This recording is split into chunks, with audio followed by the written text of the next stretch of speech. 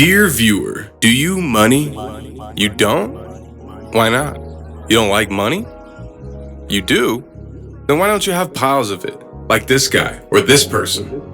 That's because your brain sucks, and you need to retrain your brain. You need to be educated smartly, fastly, excelsiorly. Well, today I'm going to teach you how to look at your dollars, or lack thereof, like your servants, and force Benjamin and George to copulate and procreate like some disgusting breeding pen you hold dominion over. Tax-free, debt-free, free-free. Look at all this. This is wealth. Don't you want it? It's yours for the taking.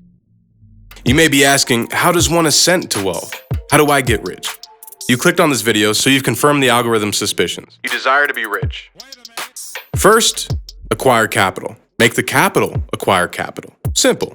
How does one get capital? Easy. Degree in finance, tie and suit, weasel your way into capital management. That should do the trick. Spend other people's money, not yours. Rinse, repeat, you fucking sheep. But most don't share that predilection. So what's the average Joe to do? Start a business? Nah, don't do that. You'll fail, apparently.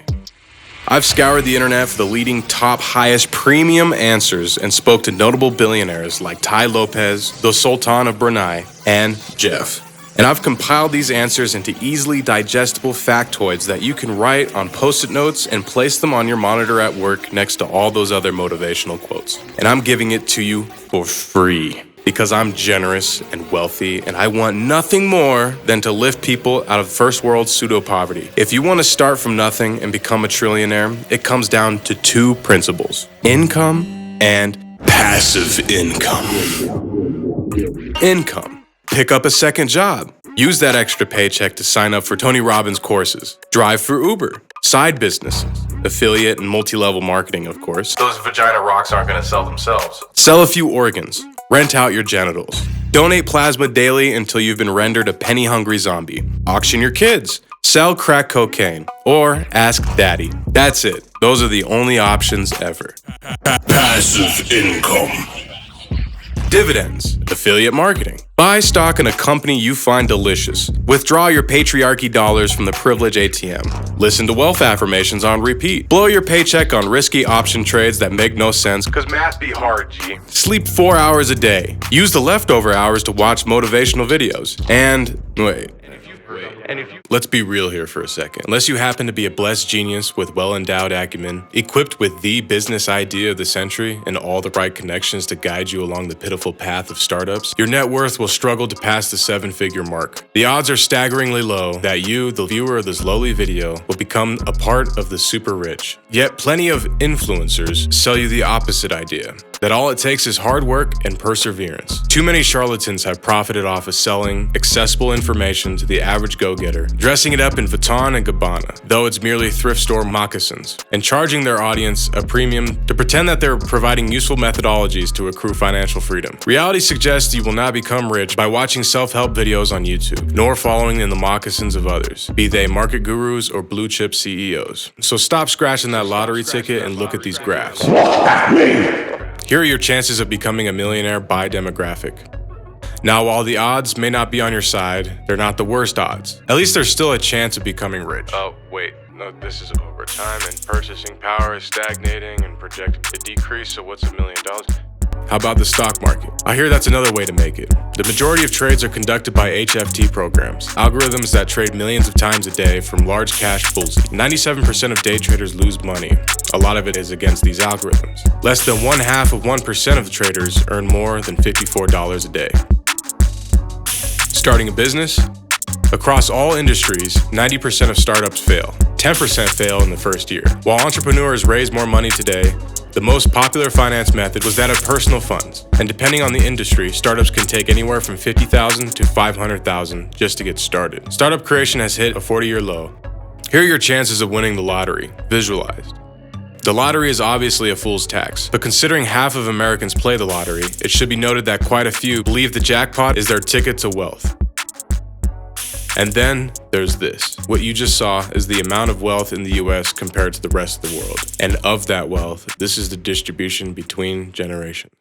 Baby boomers are often blamed by the younger generations for the economic turbulence of today, citing the ostensible easygoing lifestyles they had in their day. With the post-war boom shading them with the umbrella of a roaring economy, and advantageous circumstances were in plenty. In the prime of their lives, boomers set the example of what middle class is. Their dollar went further than today's. Payout of their investments and endeavors is boldened by their dollar. If you're a boomer and you want to be rich, just buy a life insurance policy on your spouse and wait a year, because the odds are you're already rich by today's standards.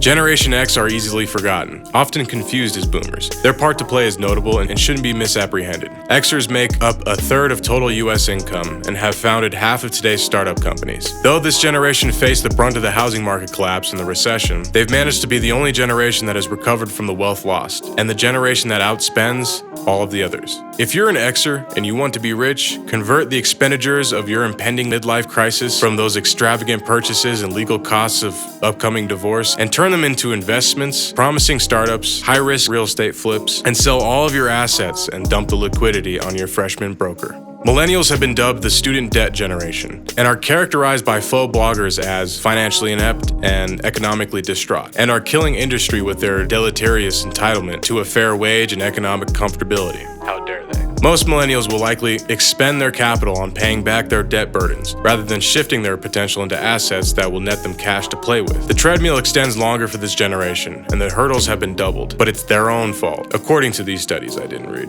Millennials are the least skilled generation, make the most financial mistakes, and have racked up $1 trillion in debt. If you're a millennial and you want to be rich, you just have to claw your way to the top by putting in 279 hours a week into your new startup that is hemorrhaging money by the millisecond. Generation Z. Well, there's not a lot of data on Zoomers. Time will tell.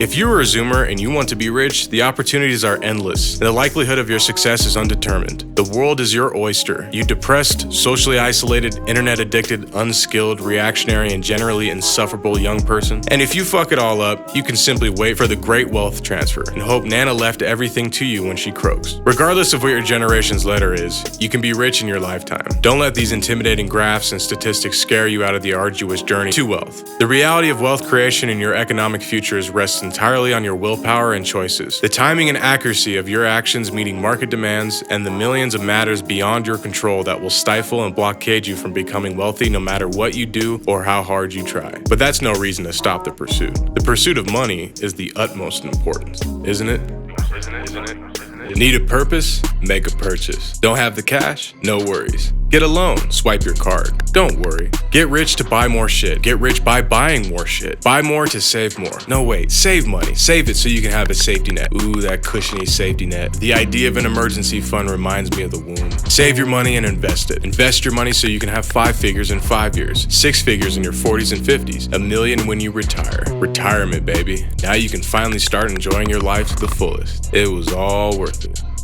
U.S. consumer debt has surpassed $13 trillion. Credit card debt alone is nearing the $1 trillion mark. The lifestyles of Americans are tendered with varying degrees of splurges, night outs, vacations, etc., and are tendered on credit. Massive debt accrual is now commonplace in America. The overwhelming desire to purchase and possess and to spend encompasses consumers like a trance. And what better way to feed the addiction than to increase the catalyst by earning more money and spending, and earning more money and spending, and getting rich and spending more. If the present goal is to be a consumer, then to be rich is to be the best at consuming. Ask yourself, what do all the millionaires and billionaires have in common? What I'm about to say will upset you, but it will answer all your questions with elegance and illumination. The answer to that question will perfectly describe, in the plainest of language, what separates you from the rich, and exactly what you're missing that they have. What do millionaires and billionaires have in common?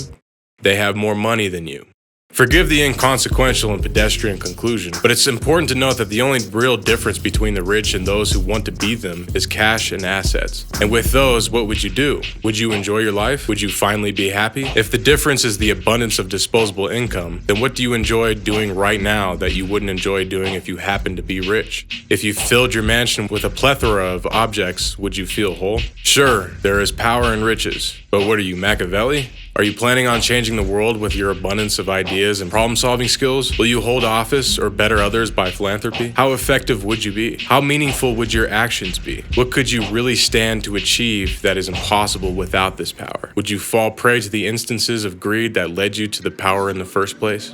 If being rich doesn't satisfy completely, then is the pursuit of wealth worth it? Those who desire extreme wealth will likely fail to achieve it. That's not for lack of trying. The affluent have made it so, as the cycle of capital generation mostly rests in their toolkits, and sharing is not caring. Disparity between the rich and the average lies simply in the amounts of money they're readily capable of earning and the effect on their lives and financial futures subsequent to their earning potential and the end result of their decisions with said potential.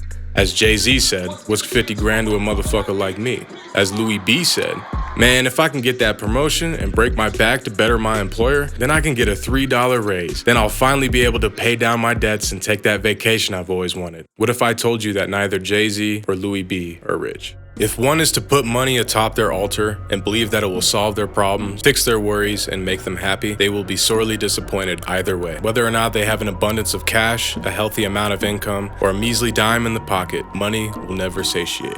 The hedonic treadmill is a psychological description of our happiness, its baseline, and the tendency to return to baseline happiness. Regardless of fortune, bad or good, the feelings of happiness increase or decrease initially, then gradually return to normal levels. So long as your basic needs are met, rarely will your circumstance affect this stabilization. When a person makes more money, the lifestyle creep takes hold and whispers sweet nothings in their ears. Desires and expectations increase, though their rise of income nets no permanent positive change in happiness. Lottery winners, real estate moguls, professional athletes, and inheritance recipients are generally as happy as car crash victims, minimum wage workers, unemployed college graduates, and single mothers, given adequate time to adapt to their environment and circumstances. And yet, the culture fetishizes the uber rich. We're inundated with media about the one percenters, the celebrities, CEOs, tycoons, if view counts are any criterion. Apparently, these people are novel, important, and worthy of our attention. Just look at them.